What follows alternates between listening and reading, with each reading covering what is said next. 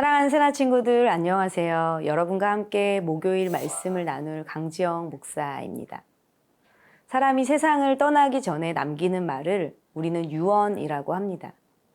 유언은 사랑하는 이에게 남기는 마지막 진심이자 돌아볼 기회를 주는 간절한 말을 담습니다. 세상을 떠나기 전에는 그동안 하지 못했던 표현, 가장 중요하게 생각하는 이야기를 남기게 되는 거죠. 바꾸어 이야기하면 누군가 마지막 순간에 보인 어떤 모습을 통해 그가 무엇을 남기고자 했는지를 알 수 있다는 것입니다. 오늘 함께 나눌 말씀의 제목은 떠나시기 전에입니다. 오늘의 말씀은 에스겔 10장 9절에서 22절입니다. 내가 보니 그룹들 곁에 4바퀴가 있는데 그룹 하나에 바퀴가 하나씩 있었다. 그 바퀴들의 모양은 황옥이 빛나는 것과 같았다. 그들의 생김새로 말하자면 4개가 모두 한 모양이었으며 바퀴 안에 바퀴가 있는 듯했다. 그들이 움직일 때 4방향 가운데 한 방향으로 움직이는데 어느 방향으로 출발하든지 바퀴가 돌 필요가 없었다. 머리가 향한 방향대로 그들이 따라갔다. 그래서 바퀴가 돌지 않았다. 그들의 등과 손과 날개를 비롯한 몸통 전체와 4그룹들의 바퀴들에는 온통 눈들이 가득 달려 있었다. 내가 들으니 바퀴들은 도는 것으로 불렸다. 각 그룹에게는 얼굴이 4개씩 있었다. 첫째 얼굴은 그룹의 얼굴이었고, 둘째 얼굴은 사람의 얼굴, 셋째 얼굴은 사자의 얼굴, 넷째 얼굴은 독수리의 얼굴이었다. 그리고 그룹들은 올라갔다. 이들은 내가 그발 강가에서 본 생물들이었다. 그룹들이 움직일 때 그들의 옆에 있는 바퀴들도 움직였다. 그리고 그룹들이 그들의 날개를 들어 땅에서 떠오를 때 바퀴들도 그들 곁에서 떠나지 않았다. 그룹들이 멈춰서 있을 때는 바퀴들도 멈춰서 있었고, 그룹들이 올라갈 때 바퀴들도 올라갔다. 생물들의 영이 바퀴들 안에 있었기 때문이다. 그때 여호와의 영이 성전 문턱에서 나와 그룹들 위에 멈춰섰다. 내가 보는 앞에서 그룹들은 그들의 날개를 들어서 땅에서 떠올랐다. 그들이 나아갈 때 바퀴들은 그들의 옆에 있었다. 그들은 여호와의 성전 동문 입구에 멈춰섰고 이스라엘 하나님의 영광이 그들 위에 있었다. 이들은 그발 강가에서 내가 보았던 이스라엘의 하나님을 대신하는 생물들이었다. 나는 그들이 그룹들인 것을 알고 있었다. 각자가 4개의 얼굴과 4개의 날개를 갖고 있었고 그들의 날개 아래에는 사람의 손같이 생긴 것이 있었다. 그들의 얼굴 모양은 내가 그발 강가에서 보았던 얼굴들이다. 각 그룹은 앞으로만 곧장 갔다. 에스겔은 여전히 환상 중에 있습니다. 그는 하나님의 영광이 성전 안에서 성전 문지방을 지나 동문까지 이동하는 모습을 봅니다. 하나님의 영광이 움직이기 전까지 하나님은 끊임없이 선지자를 보내셔서 경고하시고 회개할 기회를 주셨습니다. 성전을 떠나시기 전에 수없이 기다리시고 기회를 주신 것이죠. 너무 사랑하지만 도저히 함께할 수 없어서 하나님은 그들을 떠나시게 됩니다. 오늘 말씀에는 에스겔 1장에서도 소개되었던 4바퀴에 대한 묘사가 등장합니다. 이 바퀴는 스스로 움직이는 것이 아니라 누군가의 힘과 의지에 의해 움직이죠. 머리가 향한 방향대로 움직이게 됩니다. 세상의 모든 역사도 우리의 머리 대신 하나님의 뜻에 따라 움직입니다. 우리는 우연이라고 생각하는 모든 일들은 하나님의 계획 안에 있습니다. 에스겔이 본 또 다른 모습은 이렇습니다. 12절 말씀입니다. 그들의 등과 손과 날개를 비롯한 몸통 전체와 4그룹들의 바퀴들에는 온통 눈들이 가득 달려 있었다.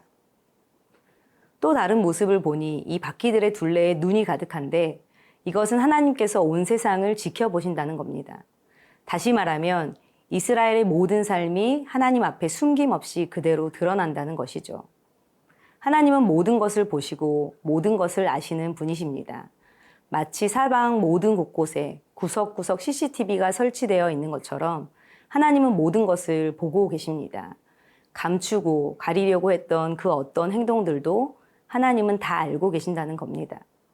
이러한 사실은 하나님의 임재가 필요한 사람들에게는 복음의 말씀이 되고 하나님 없이 죄를 지기는 사람들에게는 심판의 말씀이 됩니다. 사랑하는 새나 친구들, 답답한 문제가 생기고 두려움 안에 갇혀 해결 방법이 없다고 느껴질 때 삶을 돌아보는 은혜가 있기를 바랍니다.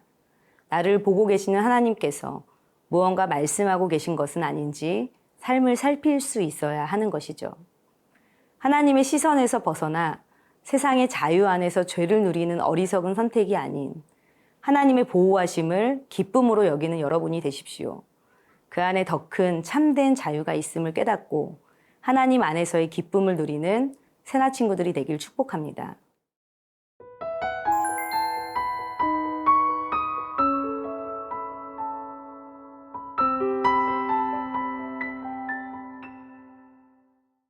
이제 여호와의 영이 성전을 떠납니다. 성전 문턱에서 나와 그룹들 위로 다시 성전 동문 입구로 이동합니다. 하나님의 영광이 떠나는 모습이 그려지는 말씀 내내 하나님은 멈춰 서시고 머무시는 모습을 보이십니다. 18절과 19절 말씀입니다. 그때 여호와의 영이 성전 문턱에서 나와 그룹들 위에 멈춰 섰다. 내가 보는 앞에서 그룹들은 그들의 날개를 들어서 땅에서 떠올랐다. 그들이 나아갈 때 바퀴들은 그들의 옆에 있었다. 그들은 여호와의 성전 동문 입구에 멈춰 섰고 이스라엘 하나님의 영광이 그들 위에 있었다. 성전 문턱에서 나와 그룹들 위에 멈춰 서신 하나님은 동문 입구에 이르자 다시 멈춰 서십니다. 마치 사랑하는 아이를 두고 어쩔 수 없이 떠나야 하는 부모의 애절한 마음같이 느껴지죠. 하나님은 사랑하시기에 징계하시고 사랑하시기에 머뭇거리십니다. 여러분, 이것이 하나님의 마음입니다. 비록 죄에 노하셔서 떠나시지만 그럼에도 그들을 누구보다 사랑하시는 아버지의 마음인 것이죠. 이스라엘 백성은 이러한 하나님의 마음을 잘 알지 못했습니다. 우상과 하나님을 겸하여 섬기면서도 그들은 우리는 하나님을 섬기고 있다고 생각했을 겁니다. 우상을 마음에 담고 있으면서도 그들은 결코 하나님은 우리를 떠나지 않으실 거라고 생각했을지도 모릅니다. 하나님을 자기의 생각대로 믿은 것입니다. 더 이상 이스라엘과 함께 하실 수 없어 여호와의 영이 그들을 떠납니다. 여러분, 하나님께서 우리와 함께 하신다는 것은 놀라운 은혜입니다. 하지만 그 은혜를 잊고 죄를 붙들고 살아간다면 하나님은 우리의 마음의 자리에서 떠나실 수밖에 없습니다. 하나님의 영이 떠나신다는 것은 가장 무서운 심판입니다. 다른 말로 바꿔서 이야기하면 하나님 없는 예배, 껍데기만 남은 신앙생활은 의미가 없다는 것입니다. 매 주일 예배의 자리에 있지만 우리의 마음이 죄 가운데 있다면 그곳에는 하나님이 계실 수 없습니다. 하나님이 떠나셨는데도 아무 일 없는 듯 계속되는 신앙생활이라면 오히려 돌아보아야 할 때인 것이죠. 이 말씀을 묵상하면서 떠오른 찬양이 있습니다. 그 찬양의 고백의 후렴 부분에 이런 가사가 있는데요. 내 마음의 한 자리, 가장 귀한 그 자리, 주 오셔서 앉으소서, 주님만 나의 보배. 내 마음의 한 자리, 가장 귀한 그 자리, 주 오셔서 다스리소서, 주님만 나의 영광.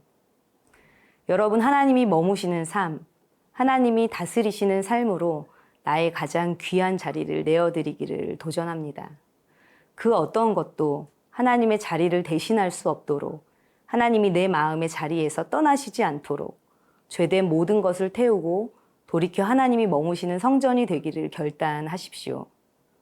사랑하는 새벽나라 친구들, 하나님이 떠나시기 전에 바로 오늘 그리고 지금 우리가 하나님께 돌아가야 할 때입니다.